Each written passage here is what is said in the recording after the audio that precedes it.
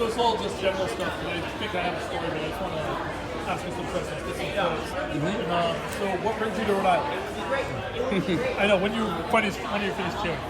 So I've been crisscrossing the country for the past 11 months, visiting our state operations. The work that's happening in Rhode Island is really exciting. We're relatively new in Rhode Island, but we've been involved in a few cycles of races that I think have really made a difference in the legislature, and we're seeking to deepen that change. Like Connecticut and Massachusetts have both passed a $15 minimum wage. Yeah. Rhode Island has yet to do that. Right. And Rhode Island, the people of Rhode Island are really progressive. So we need to make sure that the legislature is advancing the popular will of the people. And we think that Working Families has a unique role to play in that. I did notice that this year we didn't pass any increase in the minimum wage at all in Rhode Island. That's right. Normally we pass like 50 cents to $1. Yeah. We didn't even do that. So the other two states you mentioned are outpacing us in a big way. Yeah, and it's unacceptable, right? A lot of people just think of the Northeast as being this progressive bastion, right? And many progressive organizations that have a national footprint sometimes even ignore states like Rhode Island because they just assume that these places have democratic legislatures, have democratic governors, and therefore progressive values are being reflected in the governance. And that's not always the case. You need a grassroots army of committed people and institutions that are deeply accountable to them, constantly pushing on the levers of government in order for government to really be accountable. And that's true in blue states, that's true in swing states, that's true in red states. Those dynamics don't change. And having a D next to your name doesn't tell the full story about who you are as an elected official and whether or not you're truly accountable. Right. Cool.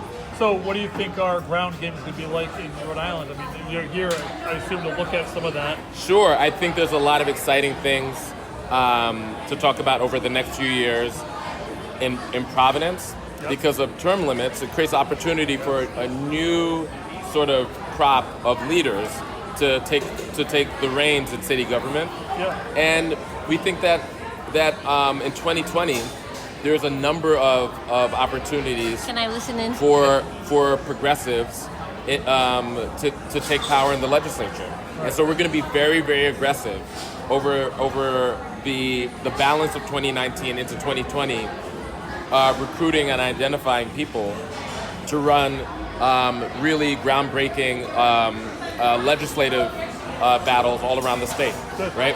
And so that's going to be our focus, really, the legislature, and just ensuring that a very progressive state, in terms of the population, is being true to the promise, the progressive promise of where the population is already.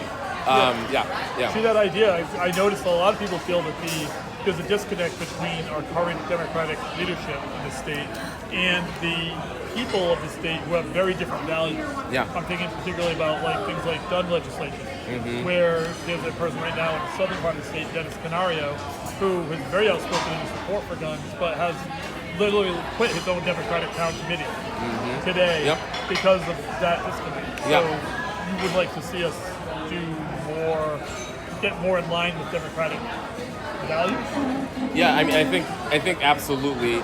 It's really getting in line and being accountable to where everyday people are. I think the disconnect that you're experiencing is a broader disconnect in our larger politics, where our politics are disconnected from everyday people. Right. Because our politics have become so corporately captured, right? And so in many ways, our politicians are living in an island, right? And they're insulated from the problems and the concerns of regular people, and they're able to get elected and reelected due to the power of incumbency, because they have access to resources from moneyed interest. And we wanna shatter that and hold them accountable. And we think we could do that through very thoughtful electoral sort of strategies, including primarying people who are way out of touch, who are not heeding the concerns of their constituents, or who are heeding the concerns of corporate interests that aren't really accountable to everyday people. And so that's going to be our strategy, and we're going to be really aggressive and ambitious about it. Very cool. Yeah. So how do you think things are going in Rhode Island from being here? Like you came to oversee it? Yeah, I mean, it's I'm really excited and encouraged.